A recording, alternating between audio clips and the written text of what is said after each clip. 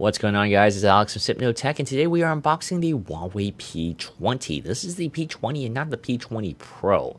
I see a lot of people cover the P20 Pro because of the triple cameras, but this is the P20, the regular one with only two cameras. But it still has that high silicon Kirin 970, high silicon Kirin 970. So this is Huawei's highest end processor, 4 gigabytes of RAM to go with that, and a 3,400 milliamp hour battery. So this is no slouch. This phone has power to boot as a flagship device. So I'm really excited. We took a look at the P10 last year, and I liked the phone for what it was. There were little things that could be better. But this year, it seems like they improved a lot, so I'm really excited to take a look at it. So opening the box, this is the pink color. It's kind of like a pinkish color, but I actually really like the color, and it's unique. That's why I decided to get this this reflective glass back color. It's really neat. And let's peel this off too and take a look at the rest of the box before we go into the phone. We have a semi-ejector tool, and we should have some documents and also we got a case here, a gel case. Documents and a gel case that come with this phone. Then we also have a quick charger and a USB. This should be a USB-C, USB A to C cable. So this is a USB A to C cable. And then we also have headphones. This is a USB-C headphone because there is no headphone jack here. So it's nice. It's nice that phone makers include that USB-C headphone for you. But they also give you a USB-C to 3.5 millimeter headphone jack adapter. So I mean, they give you that dongle. Might as well take it. Now, on the back of the phone with the glass, we have those dual cameras. So no triple cameras, but we have one 12 megapixel and one 20 megapixel f1.8 and one f.6 Leica optics. So Huawei and Leica continue their partnership for this. It's pretty interesting. On one side, we have the power button and the volume rockers. On this kind of like glossy, it reminds me a lot of the iPods, the old iPod videos. We have a dual SIM tray here, no micro SD card, so that's a dual SIM tray, a clean dual SIM tray. Very clean looking phone. On the bottom speaker and also a USB-C, so it's a single bottom firing speaker.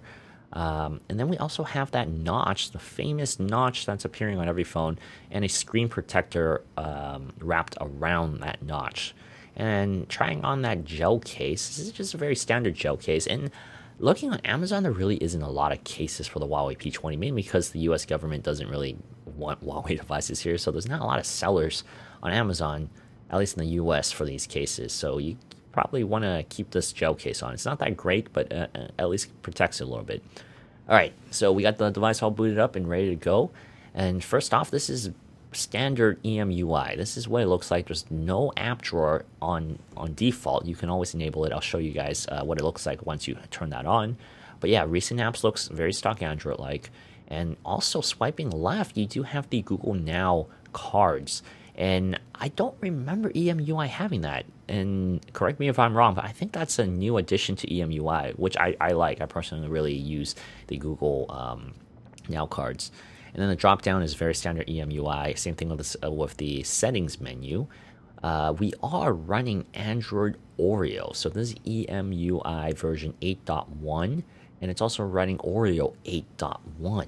So that's a very up-to-date version of Android.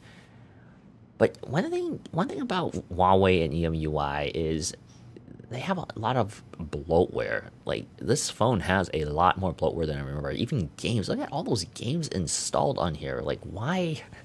I can go on a long rant about why phone manufacturers need to stop. OEMs need to stop including a bunch of junk.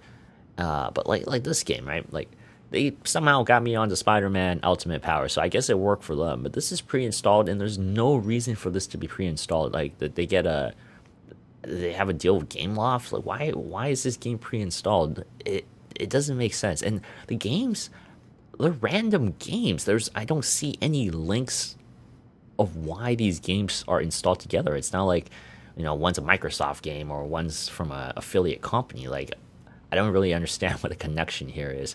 But at least, to test out the device right away, the game seems to be running pretty well. I probably keep that one because I'm a Spider-Man guy. But yeah, like look at these, like Asphalt Nitro. That's on a lot, but like Disney Kingdom, like really, puzzle pets. But at least they're uninstallable. So all the third-party apps are uninstallable, and surprisingly, some of the Huawei tool apps are also uninstallable. Like you can see here, backup you can uninstall, even Compass. Once again, I don't really remember if the P10 could also uninstall some of the system apps, but it's great that like Phone Clone you can get rid of them. Okay, and now we're going to take a look at some of the settings that's not only unique to this phone, but most phones nowadays that take advantage of this full screen 18:9 notch or different aspect ratios. You can stretch some of the apps to full screen. Not all of them do that. Once again, for EMUI, since EMUI 5.1, I believe, you can enable or turn off the app drawer. So as you can see here, we have that up and down scrolling app drawer here. Not as close to the Pixel launcher, but it's one of the old school ones. Totally fine as long as you have it. You can always install your own launcher, which I normally do. And also, this is a new one for the EMUI 5.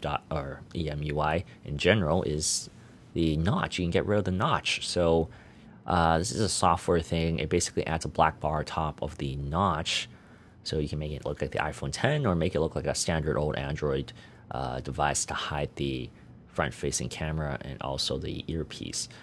But another different thing that at least wasn't on the P20 is you can have on-screen control home button. So instead of having the back recent apps and home button, you can combine that into one.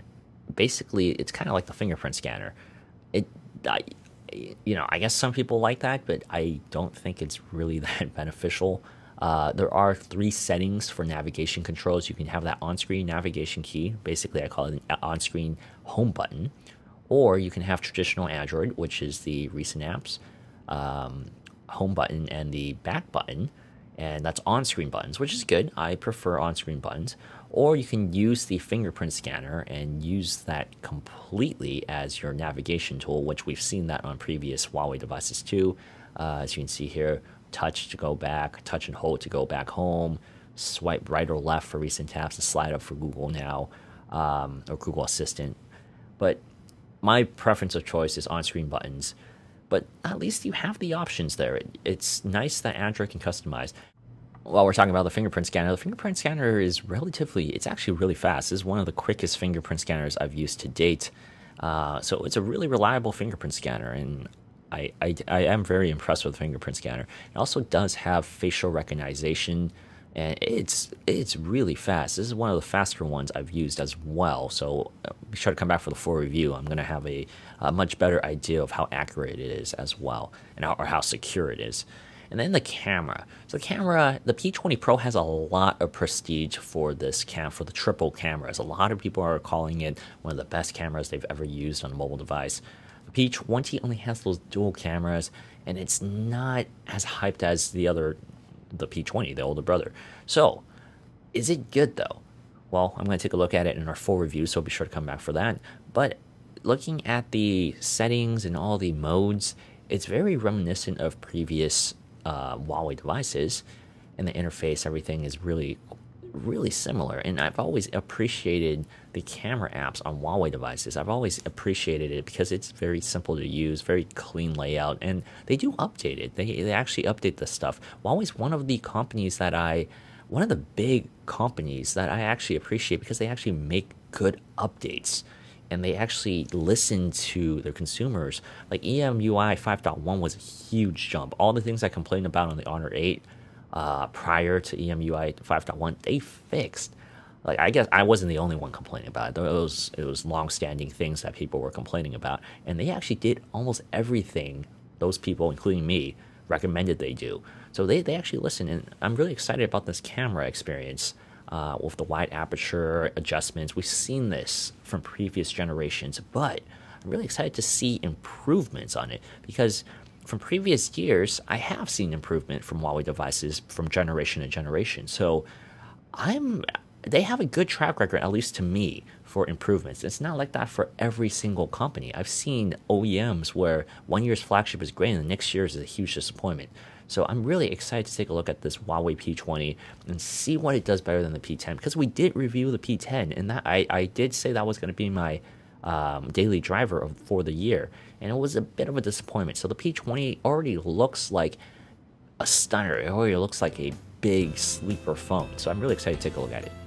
Once again, I'm Alex with Hypnotech. Thank you guys so much for watching the video, and be sure to come back for the Huawei P20 full review in a couple of weeks. And I will see you guys next time.